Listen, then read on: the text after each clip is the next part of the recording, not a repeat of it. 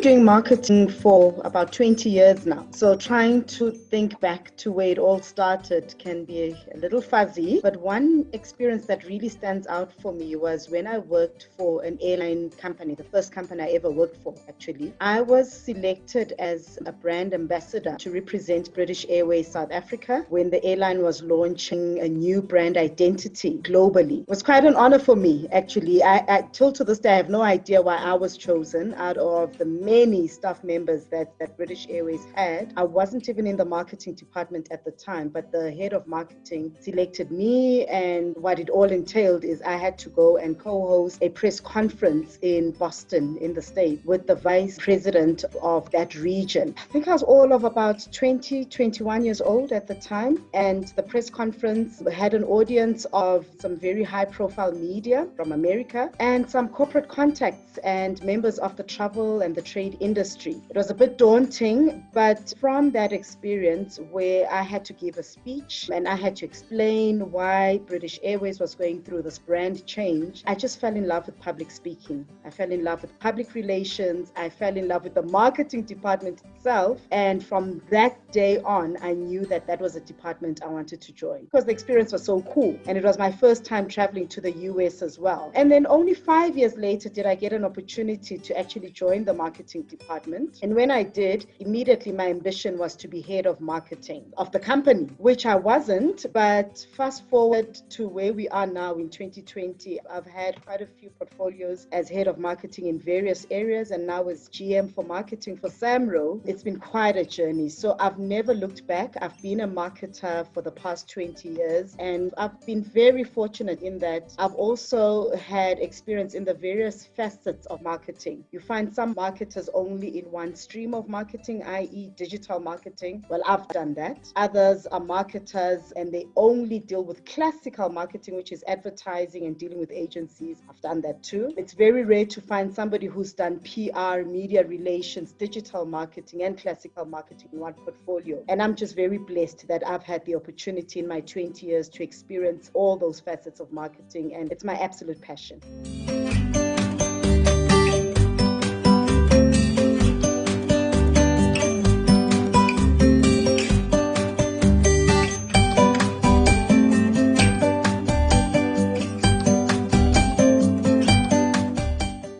Absolutely. I do believe that every experience in a person's life, whether it's good or bad, is an opportunity to create greatness. I believe it's an opportunity that propels you to your destiny.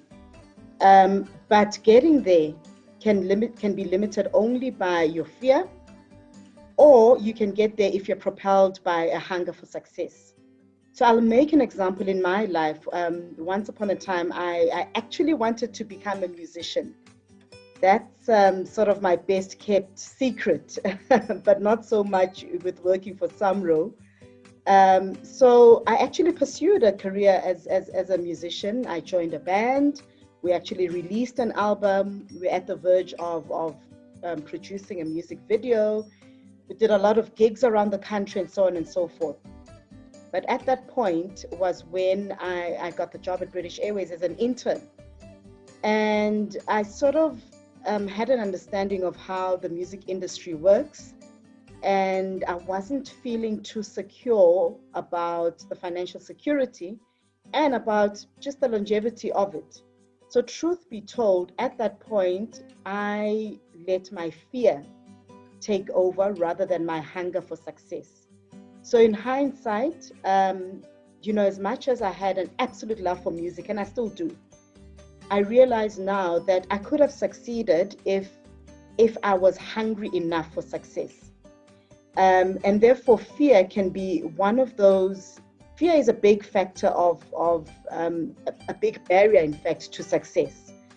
And if I'd overcome those fears and just stepped in head on and overcome all the challenges that I knew would await me in the music industry, I'd probably be somewhere else now. However, having said that, in the corporate world, because I chose to go the corporate route, I've encountered quite a lot of challenges. I've encountered challenges where I've worked in environments that have been male dominated. And in those spaces, I never saw my femininity as a disadvantage. If anything, I stuck to who I was. I didn't feel the need or the pressure to be one of the boys, but I instead was true to who I was. I've been in work environments that, I've always been somehow been attracted to certain types of industries that have been classified as industries that you will not find a lot of Black people in. So aviation, hospitality, back in the 90s, you wouldn't find a lot of Black people in those industries. You know, when you step into those environments, they can be daunting. But with me, I adapted easily. I never found a need to be somebody else that I'm not. I stayed true to who I was and made many friends along the way. And so all those situations that could have easily been, and I've seen a lot of fellow colleagues, fellow associates in the corporate world struggle with some of these scenarios that I describe now and not make it. And I've seen them leave jobs because some certain females, because they are in a male-dominated environment. So I've seen a lot of fellow female corporate executives shy away from the same type of environments that I've described. I've seen them cower in environments that are very patriarchal, where there's a boys' crowd, and I've seen them either want to try to be one of the boys or just quit and leave. And it's a different case for me. I've looked at those situations, and whilst they can be daunting, for me, what is important is just stay true to who you are and stay true to your values. And that's how I've succeeded. And again, when it comes to race in the workplace, I've seen a lot of women, whether it's a white female in a Black dominated environment, I've seen them being a bit intimidated by environments like that. So to echo what our former First Lady of America has said, it's all about your perspective. And I choose to be true to who I am. And authenticity for me is my biggest currency. I cannot be anyone else but me, and nobody else can be me than me. So that's how I've overcome a lot of challenges. I've also had the experience of running my own business. So that has presented a different set of problems on its own. Running your own business is not easy. I've been a marketing consultant and I've managed brands of quite a few SMMEs. And so I know the struggle of having to rearrange a meeting simply because the venue that they are suggesting, I don't have petrol to get there, because that is part of the struggle of running your own business. I know what it feels like to call a meeting and you call it at a coffee shop and your potential client orders lunch and you sort of think, business account now. But through it all, it's all about tenacity. So for me, it's about authenticity. And if you have a hunger to succeed in a difficult environment, in those challenges, then you will succeed. For me to get to where I am at SAMRO, so many people prior to me joining had said SAMRO is faced with a lot of challenges and the portfolio that you're going to be managing is going to be particularly difficult for you.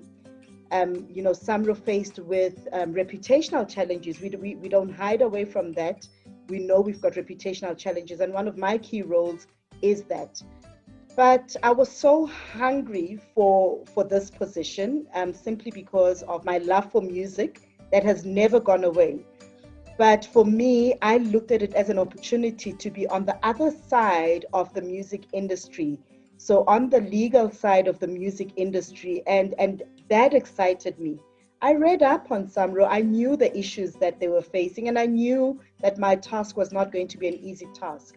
But to echo Mrs. Obama's quote, looking at the challenges that I was faced with before I stepped into the portfolio, for me was an opportunity to actually create impact and to turn things around.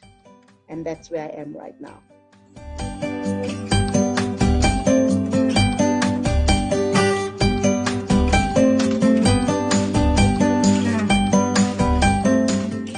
Absolutely, absolutely. As I said earlier on, that not too many people know about my stint as a musician. Not too many. And it's the first time in my, well, about 20 years in the corporate world, where in an interview that had to come into the interview when I was being interviewed for this role. And certainly I've been on the other side as a musician, so I have a level of empathy for musicians, and stepping into the role, having had some experience of what they go through, of the struggles they go through, but also the psyche of an artist, which I still carry, because once you have that passion, it never leaves you.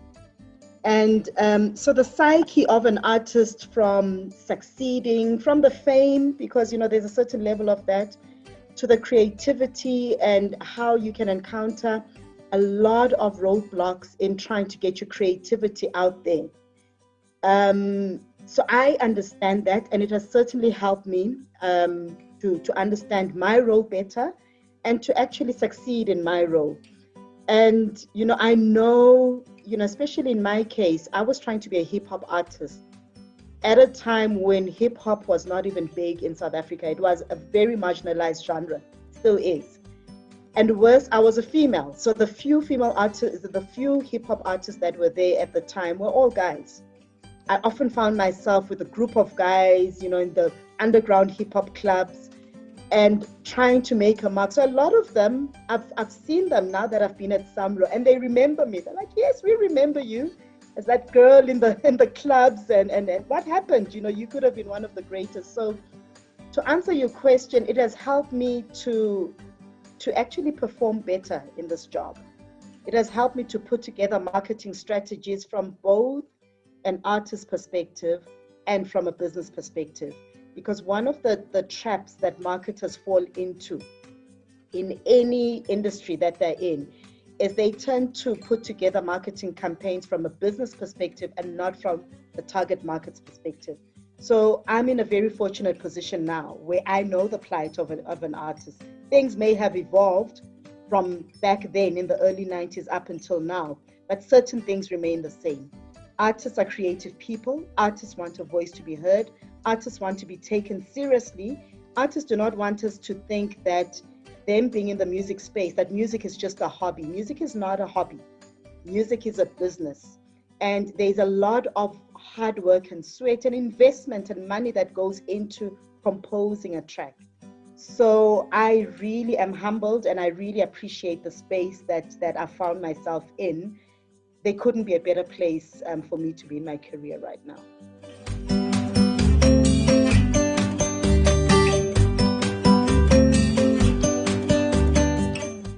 The first one that comes to mind, an obvious choice for me, is my mother.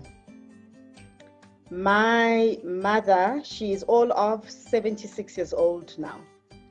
I don't even know where to begin. But she has so much drive and so much tenacity. And just to sort of give an overview of the kind of woman that she is. So at the age of still in her 70s, she's the kind of woman that does not let anything faze her. She's not defined by the opinions of people. She's not defined by what society believes or thinks. If it is different to what she believes, she stands by what she believes. And she's just such a go-getter. This is a woman who's had a very difficult life. She's had a very difficult marriage, which unfortunately didn't work out with my father, but that didn't stop her. My family and I grew up in Swaziland. We have a political history. My parents were exiled there. And she, being a South African woman growing up in a society such as Swaziland, which is a very conservative society, very conservative culture, don't believe in outspoken women. Women have a place, which is in the kitchen. And she just came and she just became who she was. I think that's why I have this value system of just being true to yourself. She did not care if she was being judged for all of that, and she hustled. So my mother has a very strong business acumen. All her life, she's worked as a banker. That was her safe job. That was her 9-to-5 job. She protected that, and that was that. But on the side, she's had a trucking business which was actually called Jacqui's Transport after me. She's had a meter taxi business. She's gone into retail. She's sold all sorts of products on the side. And, you know, a lot of people have similar stories, and the stories are, you know, just to put food on the table. It wasn't that. My mom had a proper job. So, you know, putting food on the table, we had the basics. But she always believed that she and her children deserved more. So her side hustles were really about giving us access to the kind of lifestyle that she wanted us to have. She didn't want us to be just happy with just the basics, that you've got, you know, you've got clothes, you've got a roof over your head, you've got food. It wasn't about that. It was about giving us that extra. So we enjoyed holidays from a very young age. We traveled quite a bit, you know, around the continent. We just had the kind of lifestyle that a lot of young Black people didn't have in South Africa. And because we had relatives in South Africa, we used to visit South Africa quite a lot. My grandmother lived in Soweto, and it was a bit of we had to always adapt when we moved, when we traveled from Swaziland to South Africa on holidays and so forth. And we were always looked at with this, there was some, I don't know how to put it, but the friends that we interacted with in the township couldn't understand how, first of all, we were so fluent in the English language. We had all these things that they didn't have. And it was all because we had a mother that hustled. You know, she could have just stuck to her bank job, but she didn't. Until to this day, my mom is still selling AMC pots and all sorts of things that she's doing. She is still very able-bodied. She drives herself around. She went on a cruise with her other 70-year-old friends about 2 years ago to Greece, Italy, and the works. So yeah, so she's really been quite a formidable force in my life in just staying strong and in just believing in that I deserve more in life and not settling for mediocrity, not settling for less, and not saying this is enough, but always believing that there's much more. And I applied that when I got my first head of marketing job at Mango Airlines. I had been working for Tsogo-san as a PR manager.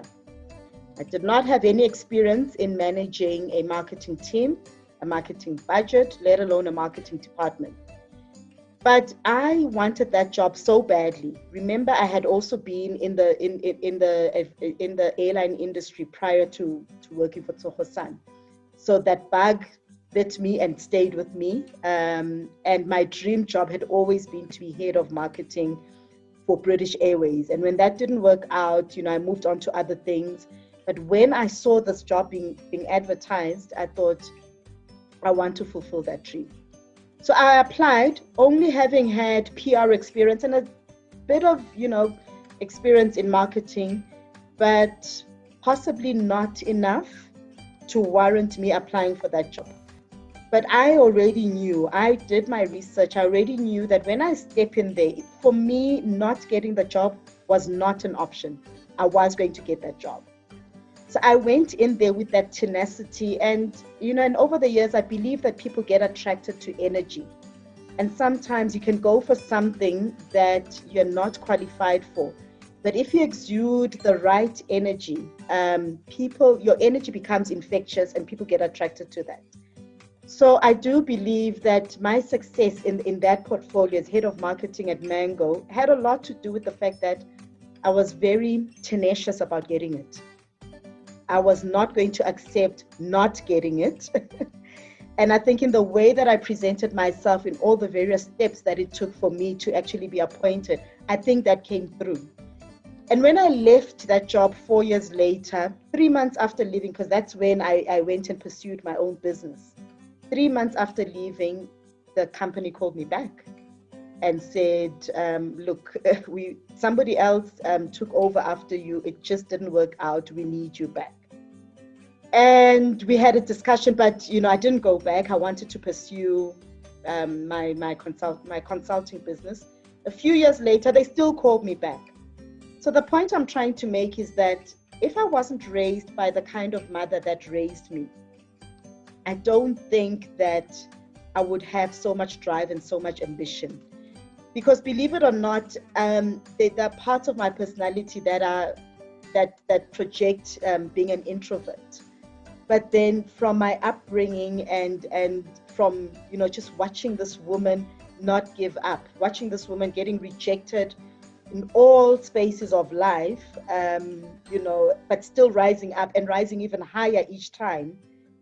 I think that is something that just got instilled in me subconsciously. Then, before I carry on about my mother, there are two other phenomenal women that I absolutely adore. Mama Winnie Mandela, may her precious soul rest in peace. She is, when I learned a lot more about Mama Winnie and the strength that she carried, and when I watched movies about her and how she was in solitary confinement for the longest time than any other person at the time, I think, in the world had ever been in solitary confinement, and how it was then depicted in movies, I was drawn to that strength. I was drawn to the strength of how she was such a young bride and her husband was taken away from her so early on in her marriage. But she carried on. She carried on her struggle. She carried on amidst all the controversy that was always around her. She always had a cloud of controversy. Mama Winnie was one of those that you either really loved her or team that really loved her and still do. And I've always looked up to how, even when she made unpopular decisions, within the party and so forth, she stuck to them. She stuck to them at all costs. She was not afraid to die. She was not afraid to die, still sticking to what she believed in. So for me, I think I'm drawn to strength. I'm drawn to the strength of a woman. And a lot of women possess the strength, but they just don't know how to tap into it. They don't know that it's there, or they don't know how to use it. And then there's my absolute favorite, Oprah Winfrey. I absolutely love Oprah Winfrey. Also because she's in a space that I love. I love the media space. It's all part of marketing. I love her tenacity. She's got quite a very sad story. In terms of her childhood, her upbringing, being a victim of rape, not just once, multiple times, but how she rose up and became one of the wealthiest women in the world and this mega media mogul. And she hasn't stopped. She may have stopped her show, but she hasn't stopped producing. She hasn't stopped telling stories. Because also as a marketer, you are, in a sense, a storyteller. I know I am. The fact that I wanted to be in music, that's a form of storytelling. Once upon a time in my life, I was writing poems as well from the age of 11. That's a form of storytelling. Building marketing campaigns is a form of storytelling. PR is a form of storytelling. So I look up to her also from an industry perspective, but also from a perspective of overcoming such challenges to get to where she is. Nothing stopped her.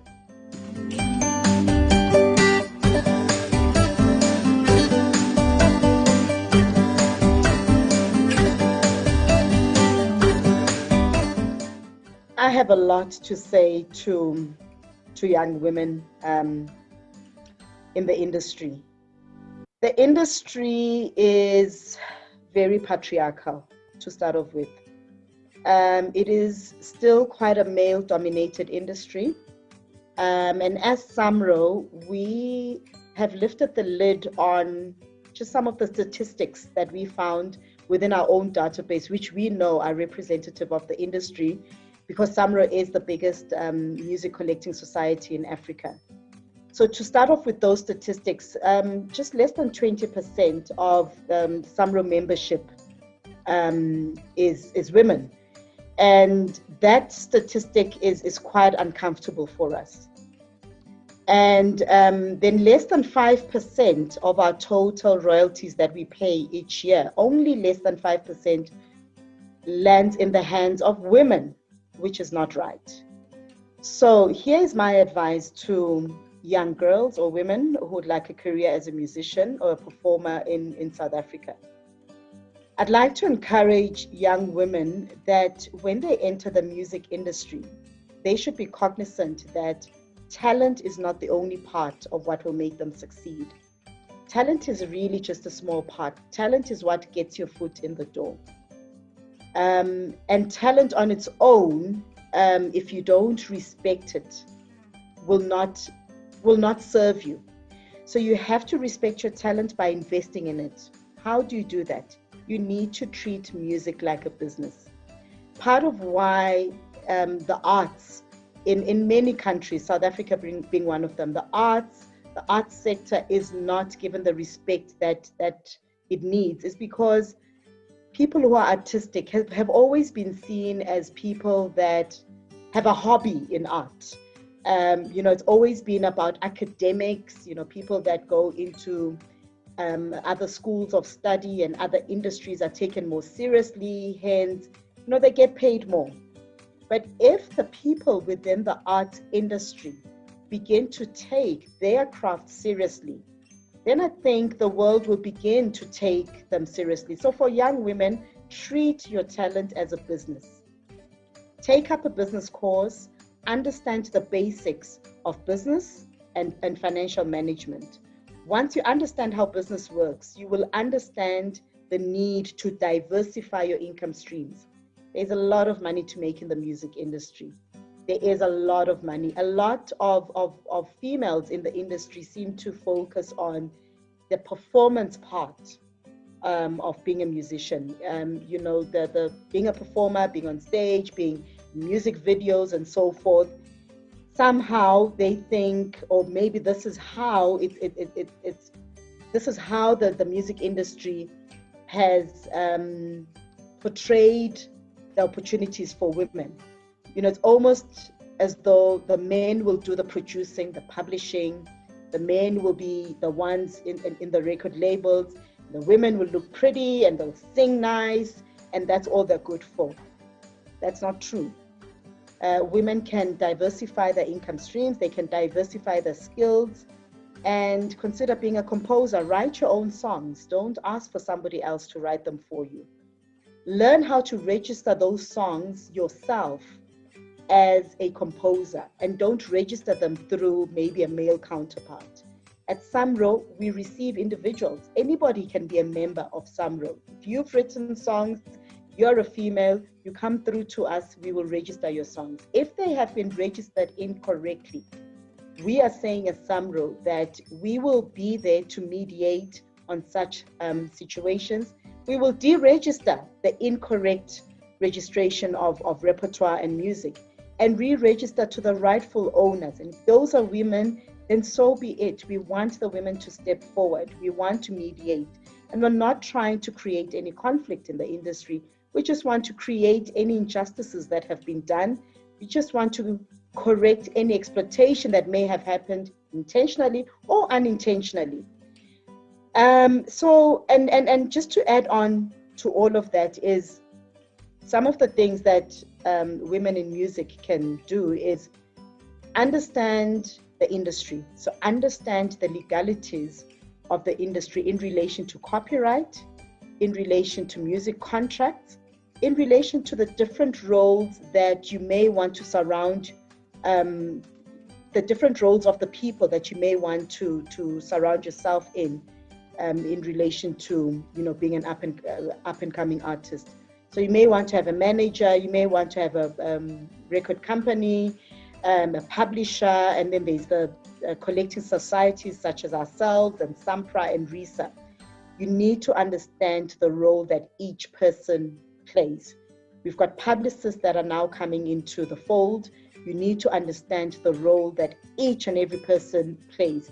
And if you know how business works, you'll have to look at your own skills and say, do I really need a publicist? Do I really need a manager? Do I really need this entity? Because rest assured, every entity that is a part of you creating your success will take a piece of the pie. And if you're about making money, then the more people you surround yourself with, the less money that you will make. And then lastly, I feel very strongly about, in fact, two last things. I feel very strongly about in the media space where we've all accepted that sex sells. It's in the media space, it's in the advertising space, and it's something that has been embraced over the decades across different geographies across the world. Sex does not have to sell. As a female musician, you don't have to be an object of a sex video. You don't have to objectify yourself physically. And I find that generally as women, because this is how society has dealt with us over the years, we've fallen into that trap.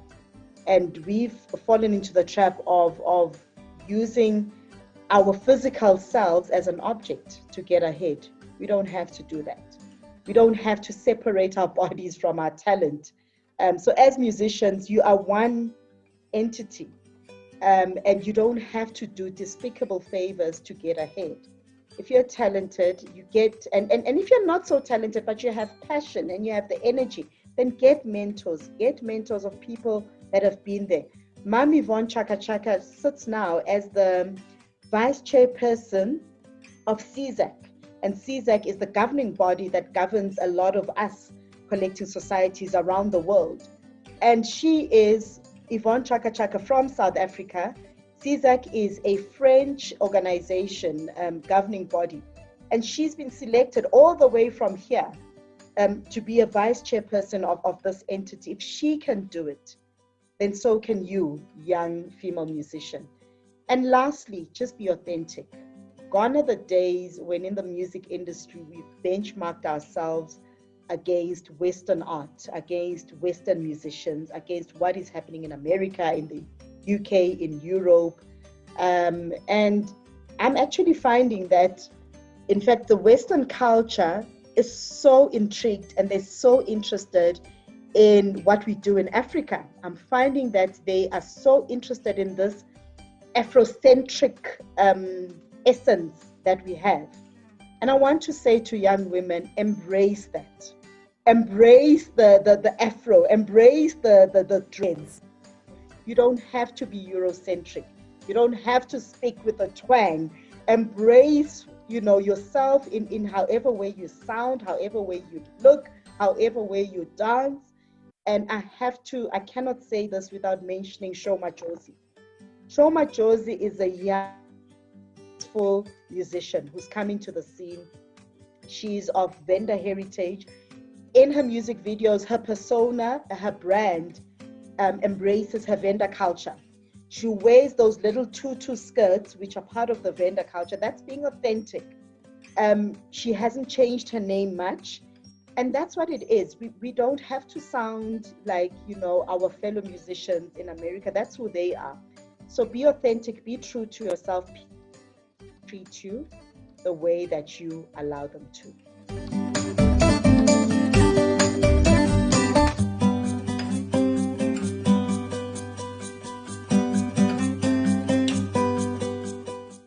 Okay, so my dreams for SAMRO.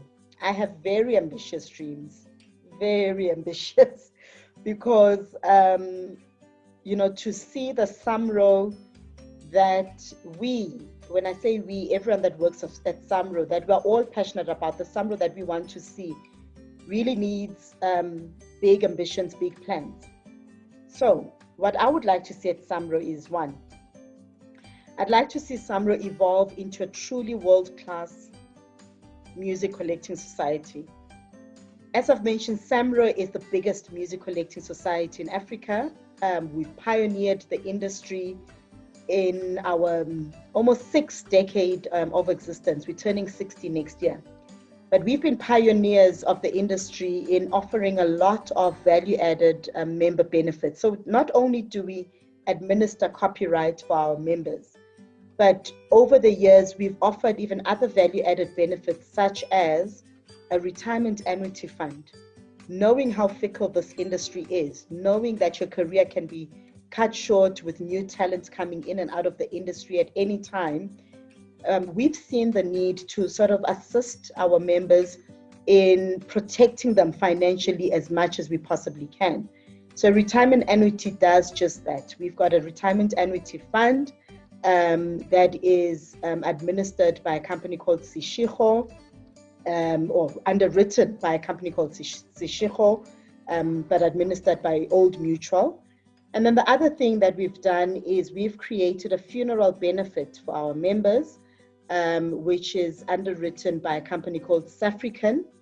And what that does, you know, we often hear when a musician passes away, we often hear the same old perception that, you know, another fallen legend who's died as a pauper. And we want to say that as SAMRO, we can proudly say that we have tried to, you know, provide some sort of financial protection for our members. Also bearing in mind that we pay out royalties. Royalties are a passive form of income. They're not an active form of income. So royalties are the kind of thing that you'll get for you just sitting at home, but because your music is being played across various music users, you'll get paid for that. And recognizing that you may only get paid perhaps once a year on how much your music is used. Hence, we then developed these other member benefits of the retirement annuity and the funeral policy. We've also developed a SAMRO Foundation.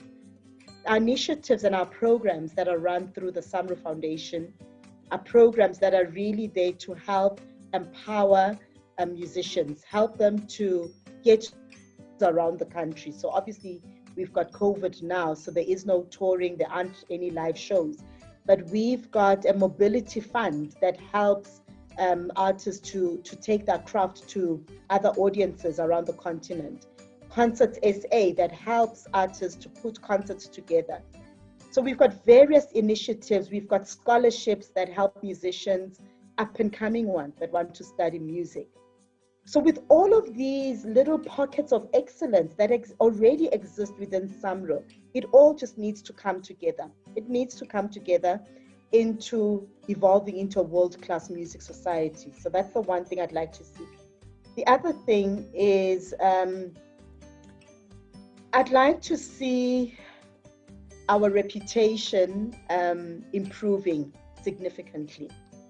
I joined SAMRO over a year ago, and part of part of my marketing strategy is to ensure that we have a PR strategy that sees us being proactive in terms of telling the world about the good that we do, and not being reactive and waiting for, you know, complaints about what has happened at SAMRO and all sorts of allegations.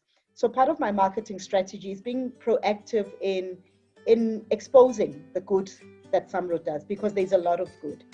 It's about increasing awareness of these other member benefits that people didn't know we had. Even our own members didn't know we had that.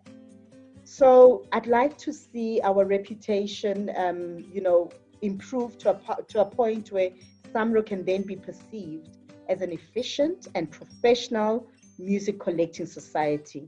It's a team effort.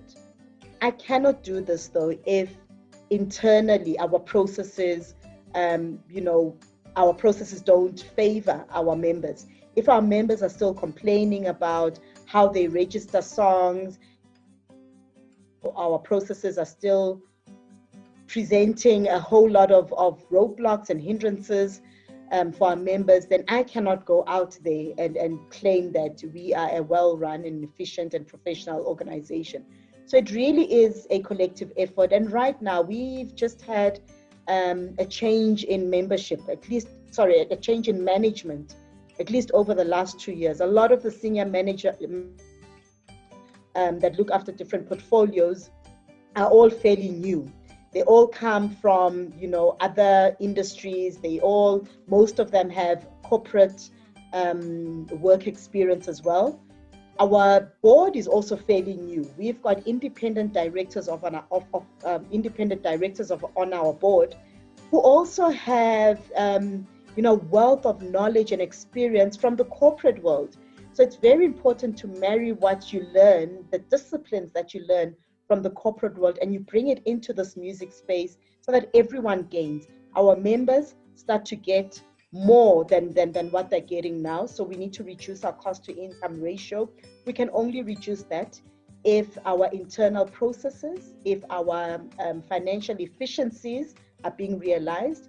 And you will know that when you come from a certain type of corporate environment where you know that you can actually operate with lower costs.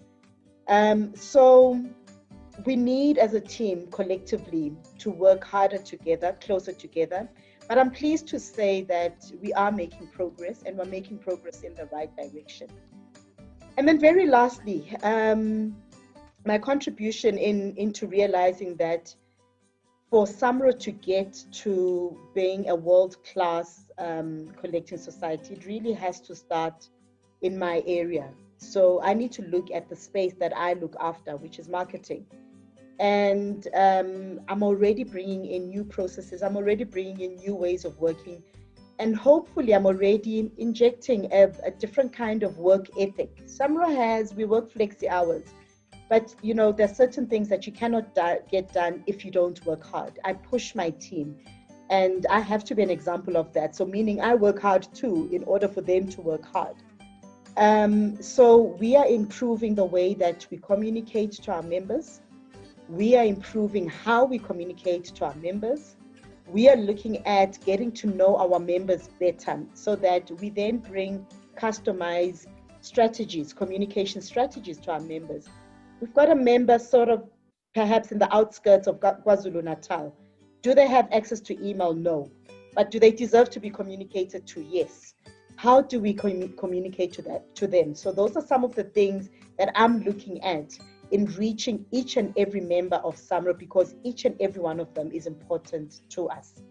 But all in all, my ambition is to see a world-class music collecting society that runs slick and from a marketing perspective, in ensuring that at every touch point that our members encounter with SAMRO, that customer experience is a positive one.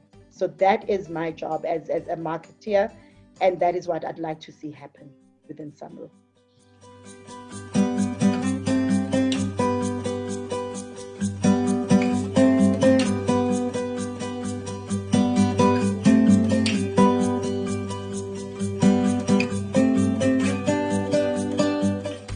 Yes, the exploitation of women is something that we feel very strongly about, and something that this year, particularly in 2020, we couldn't keep silent about, and we had to lift the lid on this and go into that uncomfortable space. If we didn't, we would have, carried on year in, year out, and celebrated women and celebrated all the various legends in music, the female legends in music. And that's something that we've been doing over the years. But we thought, no, this year, we need to really dig deep. We need to dig deeper. Everyone celebrates women, and women have to be celebrated, but we also need to uncover the issues. So in our industry, as you've mentioned, the exploitation of female talent is an issue that we've been very vocal about and very topical about. What are we doing about it? Well, for starters, we've asked that music users and broadcasters actually increase the usage of music that has been composed and performed in South Africa. And we've gone out and made a call to broadcasters.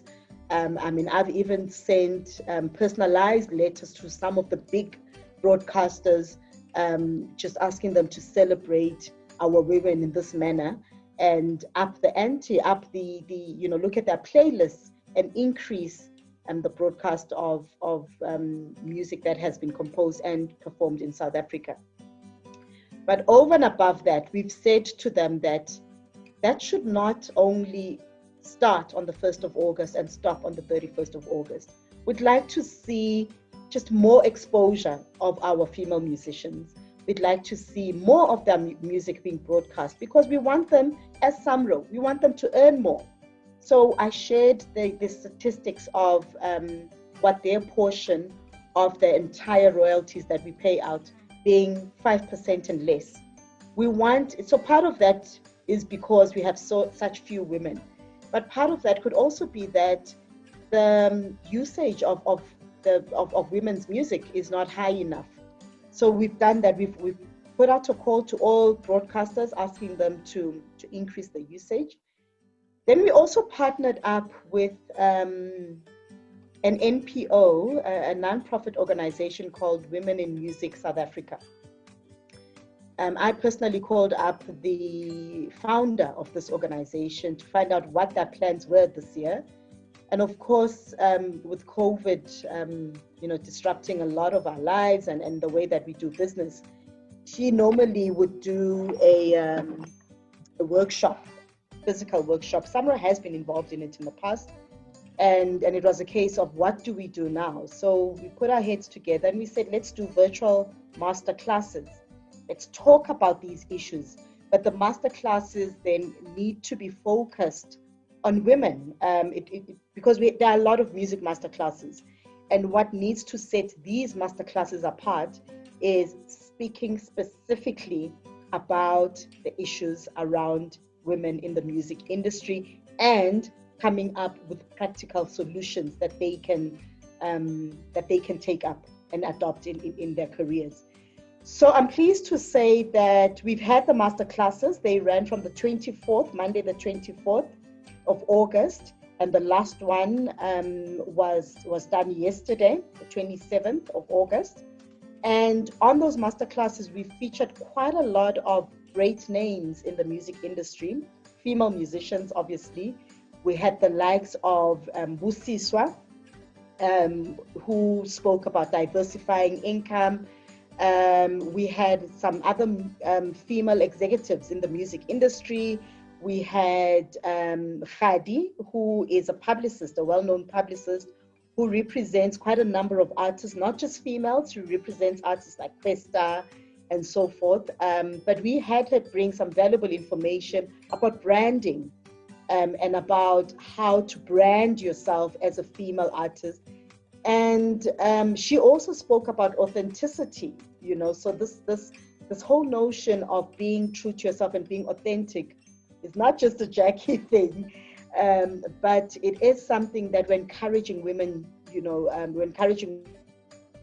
So we had quite a few artists sit on these masterclasses, and we hosted the masterclasses on the SAMRO Facebook page, which has quite a huge following from musicians. Very successful. We had a lot of interaction from musicians. We had a lot of questions. We had a lot of queries. We know that this is just the beginning, that we need to carry on and offer more master classes of this nature. We also partnered up with Old Mutual. Old Mutual have recently launched, in fact, a year ago, they launched the AMP Studios in Newtown, where they have studio facilities, recording facilities. Recording facilities are one of those things I know as a once aspiring artist back in the day, where we would go to so many people's back rooms and all sorts of studio places just to record our tracks or to perfect them or, to edit them and so forth.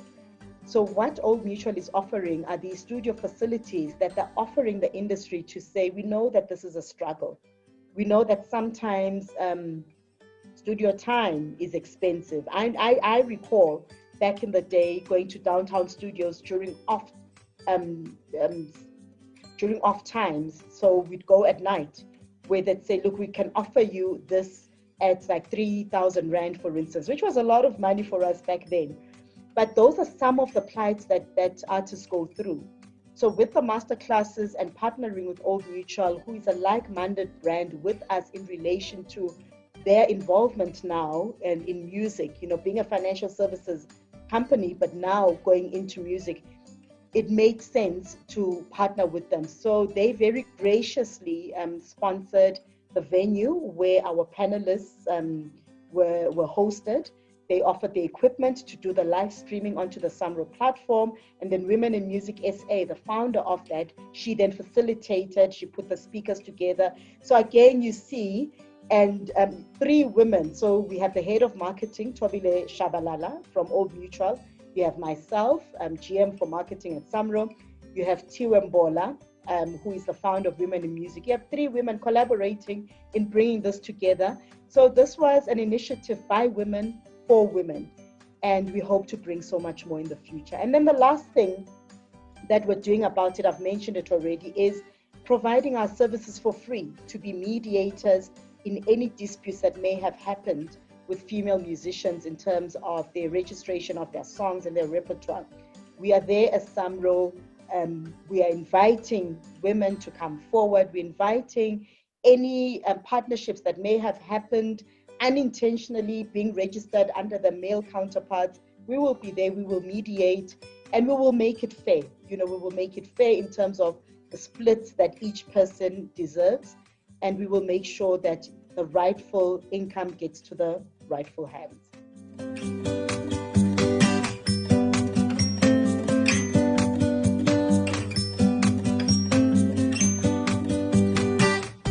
We have a number of initiatives for Heritage Month. We are looking at a number of musicians that have played a significant role in the music industry. We're looking at doing something for them. We're looking at musicians. So these would be what we call the SAMRO legends.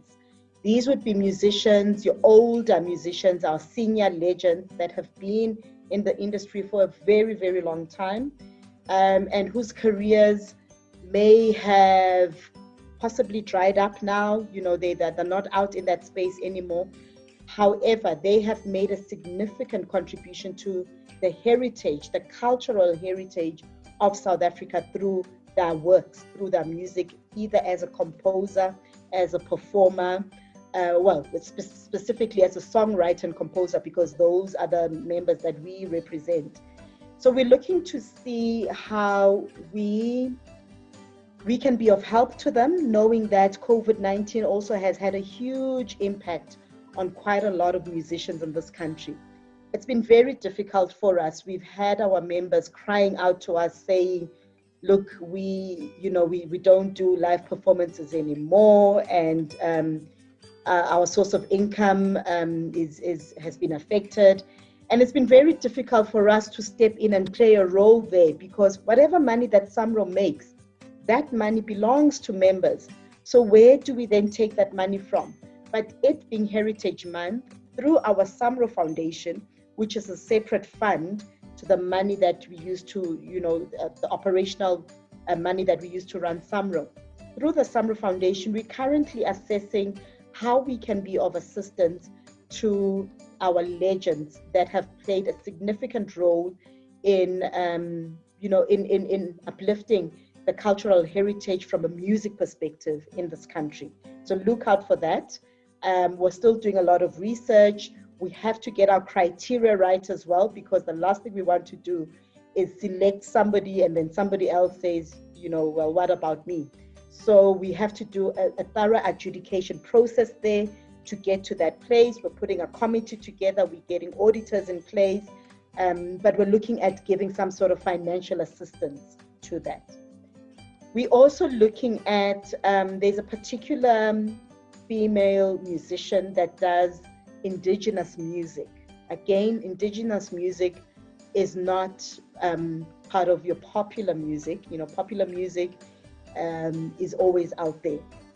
You have that popular song now that has broken records, Jerusalem, is all over the world. So that is popular music. But indigenous music is that African music that is not too popular with our youngsters. We're looking at profiling this musician. Her name is Madosini. Madosini is, I think she's about 73, 74 years old. She is like an icon that is not even well known in South Africa. She's well known in other geographies. She's well known in other music spaces around the world. She is toured. Europe numerous times, America. She's been around the world. She's appreciated there. But we want to profile her, as this formidable woman that has done so much in the indigenous music space. So that then also tackles, empowering women, because she's a woman, but as well as flows into Heritage Month. And we also want to provide some sort of assistance, because this is what tends to happen with a lot of our musicians that don't sing very popular music, that is not as appreciated in this country as it is perhaps in the continent outside of South Africa and in the world at large. So you find that sometimes that their earnings in South Africa are not as high as what they earn when they go and perform in other geographies. So we want to have we've already started speaking to Matosini, and not just profiling her, but looking at what her needs are. How can we empower her more? Is there a need that we can fulfill, knowing that we cannot help everyone, but we can start to celebrate some of these gems that play a significant role in our heritage, preserving our culture, preserving our heritage. So those are just some of the things that I can sort of share with you. They're still in the pipeline, but we were looking forward to executing those initiatives.